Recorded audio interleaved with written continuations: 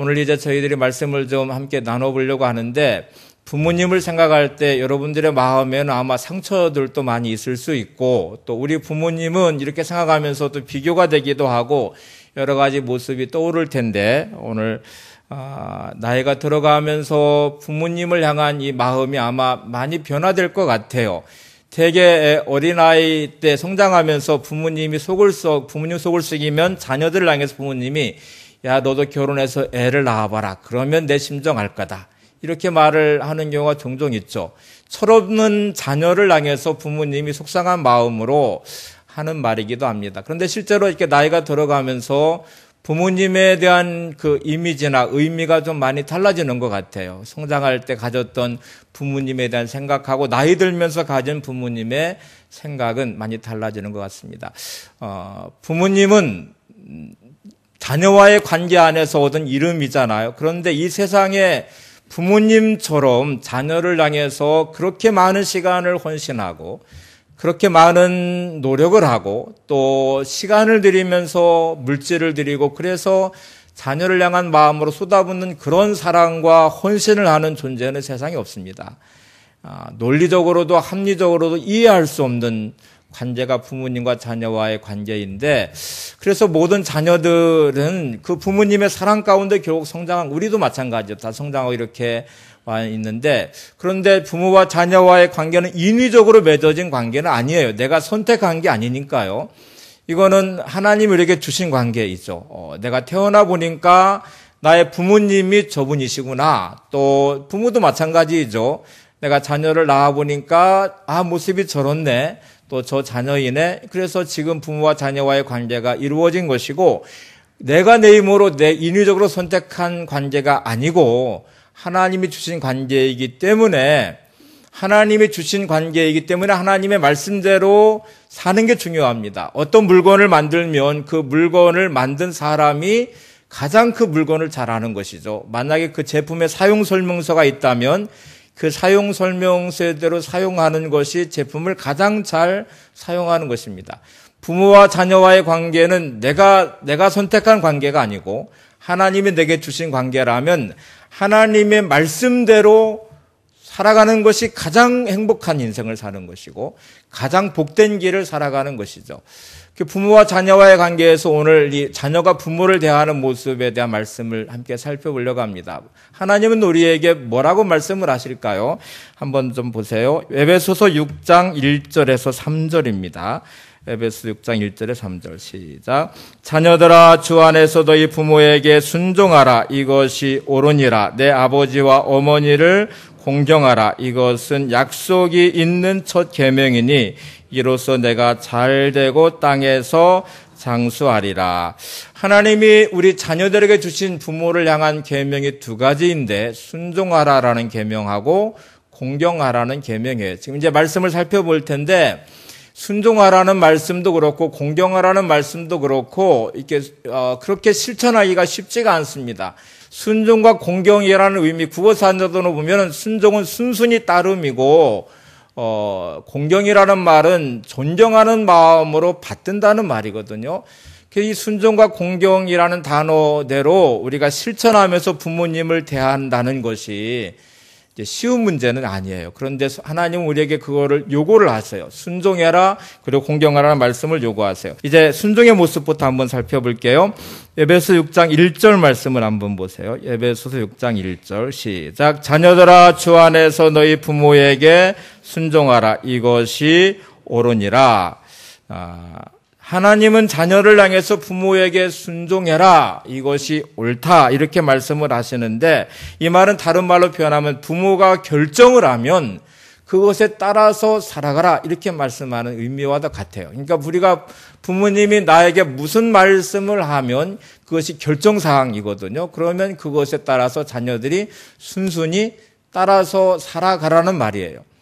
순종하라는 의미를 하나님 얼마나 무겁게 다루시는지 신명기 21장에 보면 부모에게 순종하지 않는 자녀는 돌로 쳐서 죽여라.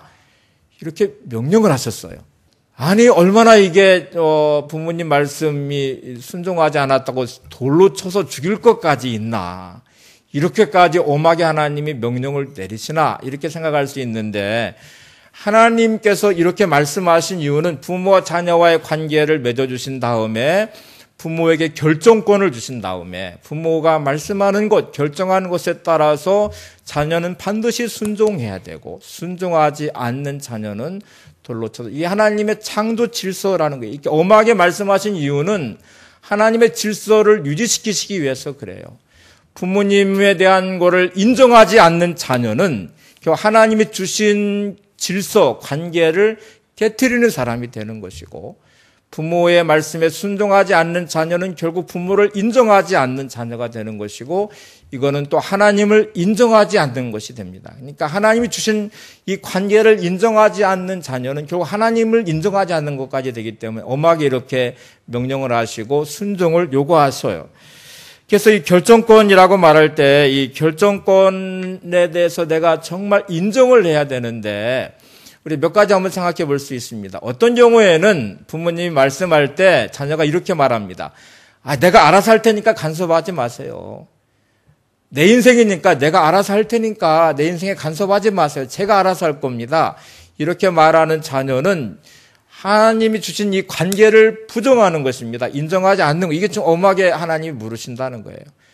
부모와 자녀와의 관계를 하나님이 주신 것이고, 이 관계를 네가 인정을 하면 결정권을 인정하고 부모가 결정한 것에 따라 살아야 되는데, 네가 이거를 인정하지 않는 것은 잘못된 것이다. 여러분, 자라는 자녀가 만약에 부모에 대해서 이런 태도를 가지시면 이거는 엄하게 좀 물으셔야 되고, 또 자녀들을 바르게 세우실 필요가 있습니다.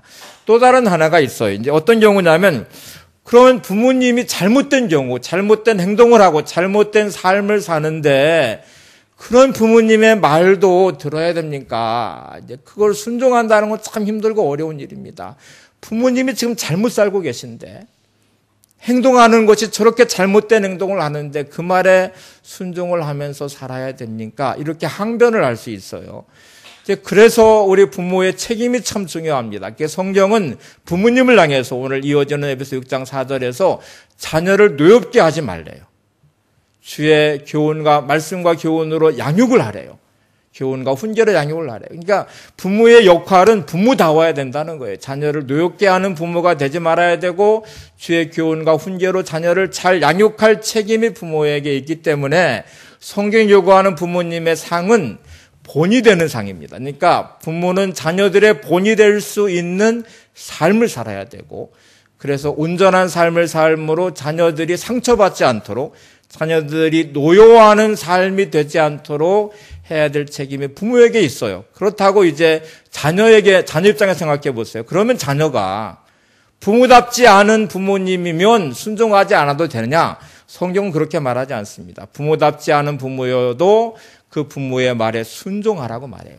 자녀에게 선택의 권한이 없습니다. 그런데 만약에 부모답지 않은, 본이 되지 못한 부모님 밑에 있는 자녀는 상처를 받을 수밖에 없어요.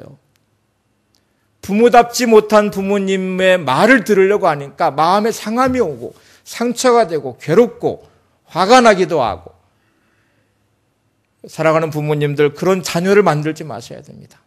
자녀의 마음을 노엽게 하지 말도록 하셔야 되고, 자녀들이 부모님 말에 따라 살아갈 때 상처받지 않도록 괴로움으로 순종을 하려고 하니까 정말 괴로워요. 부모답지 못한 행동들이 보이기 때문에 그런 부모님의 말을 듣고 순종하며 살려고 하니까 마음이 괴로워 견딜 수가 없어요. 그런 자녀들은 참 힘들고 고통스러운 삶을 살 수밖에 없어요. 하나님이 다른 여지를 주지 않으셨기 때문에 순종의 삶을 살아야 되기 때문에 오는 고통이고 아픔이고 상처입니다. 그래서 부모는 자녀들을 노엽게 하지 않는 부모가 되어야 되고, 자녀의 본이 될 수 있는 모습으로 살도록 힘쓰셔야 되고, 자녀 입장에서는 부모답지 못한 행동을 보이는 부모일지라도 순종을 해야 되는 책임이 자녀에게 주어져 있습니다. 그래서 가족의 관계는 참 힘들고 어려워요. 에베소 5장, 6장에 부모 자녀와의 관계, 부부와의 관계, 이런 말씀을 이제 가족의 관계를 말씀하기 전에 5장 18절에 먼저 성령의 충만함을 받으라고 말씀한 이유가 있는 것 같아요. 성령 충만함 받지 못하면, 성령 충만하지 않으면 참 가족의 관계는 힘들 수 있는 관계일 수밖에 없어요. 그래서 내가 성령 충만함으로 하나님 아버지의 마음이 내 안에 있고 그런 은혜가 내 안에 있을 때에 상처받지 않고 순종할 수 있고 공경할 수 있고 상처받지 않고 부부의 관계도 아름답게 이루어갈 수 있고 자녀를 향한 부모의 온전한 모습으로 본이 되는 부모의 삶을 살아낼 수 있습니다. 사랑하는 여러분, 성령 충만하시기를 바랍니다. 그래서 여러분의 가정이 아름답게 잘 세워지는 복된 가정이 되시기를 바랍니다. 자, 이제 부모답지 못한 이 부모의 모습을 보면서 이제 이렇게 또 항변할 수 있습니다. 우리 부모님은 너무 유선적입니다. 이중적입니다. 말하는 것하고 행동하는 것이 다릅니다. 살아가는 삶이 정말 더러운 삶을 살아가는데 우리에게 깨끗한 삶을 살라고 말을 한다는 거예요. 그러면 내가 지키기가 어려워서 이중적인 부모의 모습을 내가 보고 견디기가 참 힘들고 어렵습니다. 이렇게 말을 하는데 여러분, 하나님은 부모에게 이중적인 삶을 살도록 하셨어요. 이게 참 중요한 부분이에요. 잘 이해가 안 되시나 한번 이렇게 생각을 해보세요. 거짓으로 가득한 위선자의 삶을 사는 부모가 있는데 만약에 위선적이지 않는 이중적이지 않은 부모라면 자녀들에게 사기꾼이 되라고 가르친다고 해보세요. 그럼 세상 큰일 납니다. 부모는 위선적이고 사기꾼을 삶을 살아도 자녀를 향해서는 뭐라고 말하냐면 착하게 살아라. 거짓말하는 부모인데 거짓이 가득한 부모인데 자녀를 향해서 거짓말을 가르치지는 않아요. 거짓말하며 살라고 가르치지는 않아요. 유선적이죠. 이중적이죠. 자녀를 향해서는 진실하라고 가르칩니다. 그래서 하나님은 부모님의 행동을 본받으라고 말하지 않고 부모의 말을 따라 살라고 말을 하는 거예요. 그러니까 모든 세상의 부모는 자기가 위선적이고 자기가 허황된 꿈을 가지고 있어도 자녀를 향해서 도박을 가르치지는 않거든요. 진실하게 성실하게 살라고 가르치는 것은 그게 부모의 마음이에요. 행동으로는 잘못된 행동을 하는 부모일지라도 부모의 자녀를 향한 말은 거의 다 옳은 말을 하고 있습니다. 자녀를 향한 그 사랑의 마음이 있기 때문에 부모의 관점에서 보는 자녀에 대한 사랑이 있기 때문에 자녀를 향해서는 진실하게 살아라, 성실하게 살아라, 옳은 삶을 살아 이렇게 말하는 부모의 말이 있다는 거예요. 그게 부모의 마음, 하나님이신 마음이에요. 그래서 모든 자녀들은 부모가 위선적이기 때문에 이중적이기 때문에 부모의 행동이 잘못됐기 때문에 내가 순종하지 못해 이렇게 말하지 말고 하나님의 명령에 따라서 부모가 하는 말은 그래도 옳은 말들이거든요. 그런 게 많잖아요. 그러니까 부모의 말씀에 따라서 순종하시는 여러분들이 되시기를 바랍니다. 이제 이런 이중적인 부모 밑에 자라는 자녀들이 그래 상처가 많을 수 있고 그 순종하기가 참 힘든 부분이 있어. 성령 충만함을 받아야 되고 기도하는 자녀가 이제 돼야 되는 것이죠. 자, 결정권, 그러면 순종하는 삶을 영원토록 살아야 되는 것인가? 부모님의 말이 옳지 않은데도 계속 순종하며 살아야 되는가? 주 안에서 우리가 순종해야 되지만 결정권이 변화되는 시점이 있습니다. 순종의 자리에서 공경의 자리로 바뀌어지는 자리가 있는데 이게 이제 결혼하는 것이에요. 그러니까 결혼을 하면 결정권이 이양이 되는 순간이에요. 부모를 떠나서 둘이 한 몸이 되고 이제 부부가 되어서 가정을 이루게 되면 이게 결혼식의 날은 결정권이 부모에게서 자녀에게로 이양되는 날이기도 해요. 그래서 그 순간부터는 가정을 이룬 두 부부가 자신들의 삶의 결정권을 가지게 되고 결정을 하면서 자신들의 인생과 가정을 꾸려가기 시작합니다. 자녀를 낳으면 또 결정권을 가진 부모가 자녀를 또 양육하게 되는 것이죠. 이제 결혼식을 하고 나왔을 때의 가장 큰 혼란은 이제 그 갈등들은 여기서 생기는 것입니다. 부모가 자녀들을 그렇게 양육해 왔는데 결혼한 순간에 자녀가 마음이 순식간에 바뀌었어요. 아들 마음이 바뀌고 딸 마음이 바뀌고 더 이상 부모의 말에 잘 따르지를 않아요. 그러면 섭섭한 마음이 들어가기 시작합니다. 그래서 부모는 결혼식을 하는 순간 그 전부터 결정권을 이양하는 거를 많이 끊임없이 좀 훈련을 시키셔야 되고요. 결혼한 순간에 이런 생각을 하셔야 돼요. 결정권을 이양하는 날이구나. 그리고 탯줄을 끊으셔야 됩니다. 결혼한 순간부터 결정권을 자녀에게 이양을 해서 자녀들이 결정을 하고 살아갈 수 있도록, 어떤 경우에는 부모에게 한없이 의지하고 잘 결정을 못하고 선택을 못하는 경우도 있는데, 그런 경우도 자녀들이 독립적으로 잘 살아갈 수 있도록 그렇게 자꾸 만들어주는 것이 부모님의 역할이라는 거예요. 그러면 결혼한 후에 부모님의 말을 안 들어도 되나요? 아니에요. 이전부터는 순종이 아니라 공경하는 태도로 바뀌어져야 됩니다. 공경한다는 말은 존경하는 마음으로 부모님을 받드는 거예요.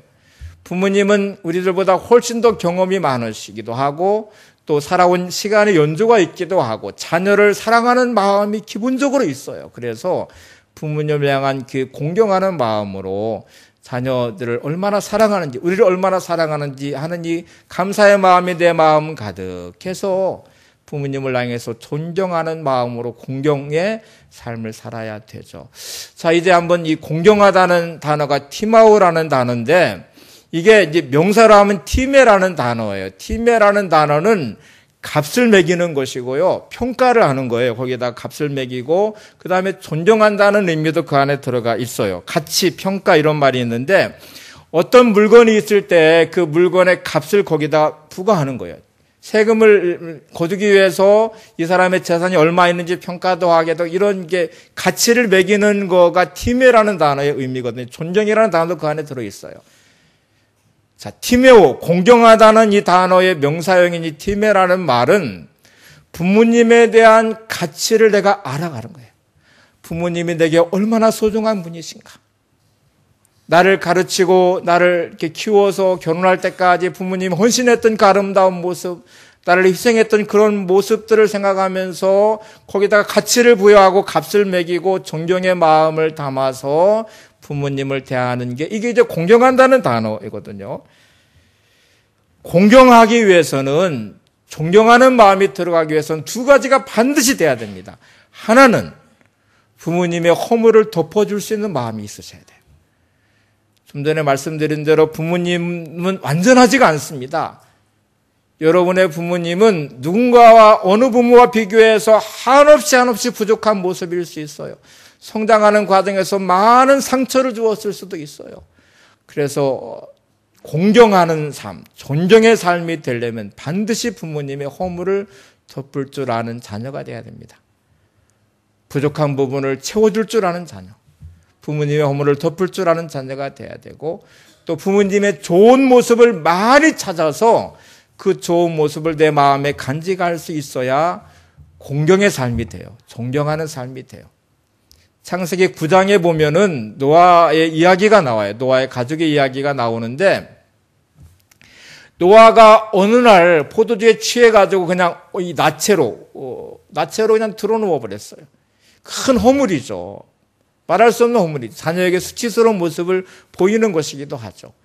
술에 취해서 옷을 다 벗고 나체로 누워있는 부모의 모습을 본 노아의 세 아들의 대응하는 모습이 거기에 나오는데, 함이 그거를 봤어요. 보고 나서 누구한테 가서 말했냐면 셈과 야벳, 다른 두 아들한테 가가지고 아버지의 허물을 말하기 시작했어요. 그 말을 들은 이 셈과 야벳 두 아들은 옷을 어깨에 맨 다음에 뒷걸음질로 쳐서 아버지를, 나체를, 그 허물을 덮어주었어요. 근데 성경은 뭐라고 말씀하냐면, 허물을 덮어준 셈과 야벳은 하나님의 축복을 받았습니다. 아버지 노아가 자녀들을 축복하고 하나님의 축복을 받은 사람들이 됐어요. 함은 하나님의 저주를 받았어요. 부모님의 허물을 말하는 함은 저주를 받았고, 부모님의 허물을 덮어준 셈과 야벳은 축복을 받았습니다. 여러분의 눈에 보여지는 부모님의 허물은 말하려고 하는 허물이 아니에요. 덮어주라고, 부족한 곳을 채워주라고 보여주는 것입니다. 그래서 여러분 부모에게 공경을 하셔야 됩니다. 공경하려면 부모님의 허물을 덮어주는 자녀가 되셔야 됩니다. 여러분, 함이 다른 사람들에게 가서 부모님의 허물을 말한 게 아니에요. 동네 사람들한테 가서 말한 것도 아니에요. 형제들에게 가서, 가족에게 말한 거예요. 이거를 너무 쉽게 말하는 사람들이 많아요. 가족들이 모여서 험담을 하는 것, 부부가 모여서 허물 없는 사이라고 정말 부모님의 허물을 아무렇게 말하는 것이 좋은 게 아니라는 거예요. 성경이 요구하는 것은 부모님의 허물을 덮어주는 사람이 되어라. 그것이 복받는 것이에요. 오늘 예배서 6장 말씀으로 표현하면 여러분 부모님의 허물을 덮어주는 사람이 돼야 여러분이 잘되고 땅에서 장수할 것입니다. 행하는 일들이 형통한 삶이 될 것입니다. 하나님께 복받는 인생이 될 것입니다. 순종과 공경이라는 단어가 그만큼 중요한 것이죠. 또 다른 중요한 부분은 그러면 어떻게 해야 될까요? 가족들이 모여서 부부가 모여서 할 수 있는 것은 부모님의 좋은 점을 자꾸 드러내고 말하는 거예요. 내 마음에 좋은 것이 머물도록 하는 거예요. 부모님의 좋은 모습을 내 마음에 담고 내 가슴에 담고 부모님의 좋은 모습을 보려고 하는 게 중요합니다. 근데 여러분 부모님의 좋은 거를 내 마음에 자꾸 담으세요. 허물을 말하지 말고 허물은 덮어주고 부족한 것은 채워드리고 좋은 점은 내 마음에 담아서 좋은 점을 자꾸 말하기 시작하면 정말 부모님이 존경스러운 분이 될 것이고 부모님을 공경하는 하나님의 사람이 될 것입니다. 여러분 부모님에게 순종하시는 여러분들 되시기 바랍니다. 결혼한 자녀들이 계시다면 부모님을 공경하는 자녀가 되시기를 바랍니다. 부모님과의 관계가 막히지 않은 사람, 결정권을 인정해 줄 줄 아는 사람은 다른 사람과의 관계도 아름답게 세워질 수 있습니다. 어떤 사람들은 부모님에 대한 권위를 인정하지 않는 자녀, 반항적인 자녀는 다른 사람과의 만남 안에서도 늘 그 사람의 안 좋은 점만 보게 될 것입니다. 그 사람의 권위를, 결정권을 절대로 인정하지 않을 것이에요. 그래서 가는 데마다 분란을 만드는 사람이 많아요. 상처가 많은 사람들은 가시가 많아요. 그래서 만날 때마다 다른 사람을 찔러요. 고통스럽게 만들어요. 사람과의 관계가 온전치가 못해요. 왜 그런 줄 아세요? 성장 과정에 상처가 많기 때문에 그래요. 부모님에 대한 아픔과 상처가 많기 때문에 그렇기도 해요. 반드시 회복하셔야 됩니다. 그래야 다른 사람과의 관계 안에서도 그 사람이 허물이 보여질 때 덮어주는 사람, 부족한 것을 채워주는 사람, 누군가를 만날 때 그 사람의 결정권을 인정해주고 존중해줄 줄 아는 사람이 되니까 관계가 아름다운 사람이 돼요. 그러면 행복한 인생을 살게 되고요. 누군가 어떤 사람과 만나도 관계가 늘 좋은 이렇게 복받는 인생이 되는 거예요. 우리 인생은 관계에 성공하셔야 됩니다. 관계가 단절된 인생은 절대로 성공할 수가 없습니다. 하나님과 관계가 단절된 사람은 하나님 주시는 복을 누릴 수가 없습니다. 그래서 우리가 부모님과의 관계 안에서도 회복하는 게 얼마나 중요한지 몰라요. 신앙생활 하는 것, 예수님을 나의 주님으로 모시는 것이죠. 예수님을 나의 구주로 고백하고 나의 주인으로 모시는 거예요. 이 말은 다른 말로 표현하면 내 인생의 결정권을 예수님께 넘겨드리는 것이에요. 예수님이 말씀하신 대로 제가 순종하겠습니다. 예수님을 공경하는 마음, 존중하는 마음, 사랑하는 마음으로 제가 살게. 이게 신앙생활을 잘하는 것이거든요. 결정권을 인정하는 것이거든요. 이게 부모님과의 관계가 온전하다는 것은 결국 신앙생활을 잘하는 것이기도 해요. 이 관계가 온전치 못한 사람은 주님에 대한 결정권도 잘 인정을 안 하는 사람. 이게 내 마음대로 사는 거예요. 그 결정권을 내가 가지려고 하는 사람들이기도 해요. 가정의 달을 맞이해서 여러분의 가정이 회복되기를 간절히 소망합니다. 우리의 가정은 하나님의 대안입니다. 하나님의 대안이면 우리의 가정이 회복돼야 되죠. 하나님 말씀 위에 세워져야 되죠. 부모님을 향한 온전한 마음의 자녀들의 모습이 있어야 순종하는 자녀, 공경하는 자녀가 있을 때 가정이 회복될 수 있잖아요. 부부의 관계가 온전히 회복돼야 가정이 회복되는 것이잖아요. 자녀를 가르치는 부모의 모습이 온전해야 가정이 회복되는 것이잖아요. 이제 5월달 가정의 달을 맞이해서 우리의 가정이 잘 회복되도록 기도하시고, 특별히 오늘 어버이 주일을 맞이해서 사랑하는 자녀된 여러분들 부모에게 효도하는 자녀가 되시기 바랍니다. 순종하는 자녀, 공경하는 자녀, 부모의 허물을 덮어주는 자녀, 또 부족한 것을 채워주는 자녀, 부모님의 좋은 모습을 내 마음에 담고 아름다운 모습으로 부모님께 효도하는 자녀들 되셔서 하나님께 영광드리는 복된 삶 여러분들 가운데 있기를 바랍니다. 승리하시는 여러분들, 행복한 가정을 이루어가시는 여러분들이 되시기 바랍니다.